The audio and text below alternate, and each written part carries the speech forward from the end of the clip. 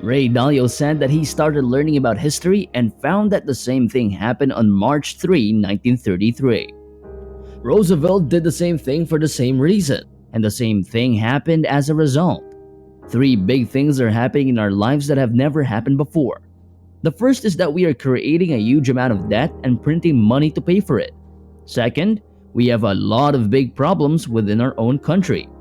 These problems come from populism on the left and populism on the right, as well as different values that are causing problems. Populism means that someone will take up my cause and fight for it against the other side. That means you can't make any deals or meet in the middle. Instead, you have to fight to win at all costs. And when we have that populism, which is caused by the biggest differences in wealth and opportunities, he has never seen that kind of conflict in his life, but it happened from 1930 to 1945. The third is a fight between very powerful people. As with all world orders, this one started in 1945 with the war, a dominant power and rules set by the dominant power. When the dominant power sets the rules, there is a period of decent prosperity. So in 1945, the United States had 80% of the world's money, 50% of the world's GDP, and a monopoly on military power. As a result, the American world order was formed. The gap in power has shrunk to about the same level as the other side, and there is a big power struggle going on. So you have to go back to that time, and he had seen that time over and over again. When these three things kept happening over and over, it was a very dangerous situation. So, from a financial point of view, you can't raise living standards by giving people more money and credit. In other words, if the amount of money goes up, its value will go down, and the debts of one person are the assets of another. So when they get a negative return from holding a debt asset, they will sell it, which causes a problem. So, when the Romans made gold coins, they put less gold in them. Since you can't raise living standards by printing more money, this causes inflation. There is also the fact that the store is a source of wealth. A currency is both a way to buy and sell things and a way to save money. When you have a store of wealth, you buy its debts and assets and save on them. People think that cash is a safe way to put their money to work, but they can see that it can't buy as much as it used to, and it will lose value, which will make them realize that it's not a safe investment. We focus too much on how one currency compares to another and not enough on the fact that those aren't the choices. So, if you have European euros and debt denominated in euros and you're getting a negative interest rate, which is also the case in Japan, and you're not making up for inflation, neither of those things is good. And just like in the 1930s, they all lost value. So the prices of goods, services, and other assets went down. So, you can see that all of those currencies are somewhat tied to each other, and they're not good places to keep your money. That's why you see people moving their money to other assets. It pays to borrow money, or if you don't want to borrow, to put your money in assets that keep their value. You see it happening in all kinds of ways. Check to see if what you have is in the form of cash and what its real returns are. The Fed knows that when the economy is strong and inflation is high, you need to slow down, and when the opposite is true, you need to speed up. And they don't get that he thinks inflation is enough. The reason why interest rates are so low is that they have stepped on the gas so much, and they've made so much money available that you didn't have to pay either the interest or the principal on your debt because they had interest-only loans and low covenants that made it easy to not meet your debt requirement. People and businesses borrow money, and there are also loans for just the interest. When there is no interest rate, the stuff is basically free. The globe has adjusted, and it has done so at a time when real interest rates are exceptionally low in comparison to inflation. The government responded by printing even more of the currency, which led to higher prices. Mechanistically, this means that there is more debt and that the economy and financial markets are priced according to the assumption that interest rates will remain low and liquidity will remain high. When you do the math, you realize that an interest rate high enough to give bondholders a respectable real return would be disastrous for financial markets. But you'll have inflation that's higher than interest rates, and that's not something you want to sell.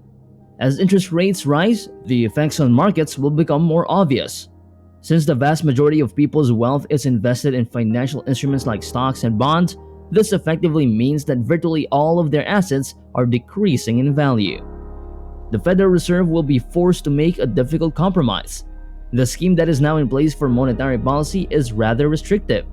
He arrives at his judgment after taking into account the state of the credit market and the accessibility of credit. As a consequence, the federal government will run up enormous deficits and will be compelled to issue debt. Bills and bonds issued by the Treasury Department will be made available for purchase. In a similar vein, the Federal Reserve plans to auction off notes for a combined total of $1.1 trillion.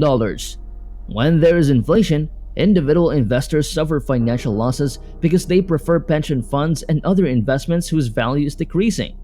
These types of investments are impacted negatively by inflation. It is certain that the economy will collapse because there are not enough buyers to match the number of sellers. As a result, private credit will dry up, which would bring about a recession. When he examines this, we are currently in the stage where it is beginning to sting but has not yet reached its full maturity. To put it in another way, the actual hikes in short-term interest rates have just started. He believes that we have entered a stagflationary phase that is comparable to that of the 1970s, since it will be difficult to strike a balance between economic expansion and price inflation. Then, we can think about it in a vacuum. Rather, we have to think about it in conjunction with the other two fundamental forces. To put it in another way, the internal conflict force is referred to here. Both physical and virtual currencies are in extremely low supply at this time. We do not take into account our capacity to pay when determining whether or not to invest in environmental preservation. Yet we do so nevertheless. However, taking care of the environment won't come cheap because we haven't yet found ways to do it in a way that is both completely cost-effective and easy on the wallet. According to him, this is merely a mechanical interpretation of the state of the nation's politics at the moment. Therefore, it is inevitable that the topic of inflation in politics will become quite divisive. Additionally, it will result in increased polarization. Both sides may decide to concede because none is particularly excited about the possibility of falling victim to populism. Adding more stress only makes the financial situation worse. For example, if you project the current economic climate to 2024, you will discover that it is significantly less rosy than it is now. It is a standardized depiction of money. Digitalizing money can boost efficiency to some extent, but what really is money? Is it secure enough for central banks to refrain from devaluing it? That is a crucial aspect to keep in mind, no doubt. Is it transportable, functional, and accepted for sales and purchases everywhere? There are also questions about whether or not it can be maintained a secret.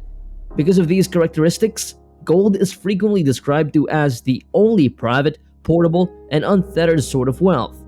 In this case, cryptocurrency is a practical substitute for fiat money. One of its main selling points is the fact that it has operated securely for the past 11 years on a mechanism quite similar to Bitcoin. There are significant issues. It is not a private possession, and it is quite easy to outlaw. It doesn't represent a large enough share of the entire wealth. Bitcoin is currently worth somewhere around $70 billion US, making it a very small asset when compared to other sectors and businesses, including the software giant Microsoft, which is worth much more than cryptocurrencies. It is not yet reaching those points as a result. According to Ray Dalio, everyone is trying to figure out what form of currency will emerge in the current economic climate, and he apparently thinks we have no idea what the new currency entails. He predicts that several nations will issue their own distinctive digital currencies. Private assets will emerge, including gold, at some point. What matters is that we have entered an era where money is generally acknowledged as a means of commerce and a viable store of wealth, which will last for a good number of years. What are your thoughts on this? Can you please share some of your opinions regarding this matter in the comment box down below? Stay tuned for more informative topics about financial management.